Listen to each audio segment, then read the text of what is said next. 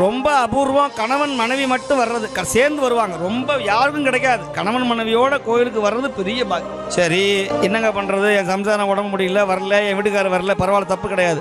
ஆனா கணவனோட மனைவியோட பிள்ளைங்க சேர்ந்து வராங்க பாருங்க, அது அதை விட பெரிய புண்ணியம். இல்ல வித்தியாசமா இருக்கும், விதிவிலக்கா இருக்கும். அம்மாவும் வராது, அப்பாவும் வராது, பிள்ளைங்க மட்டும் கோயிலுக்கு வரும். இவங்கெல்லாம் போன ஜென்மத்தில் புண்ணியம் பண்ணவங்க.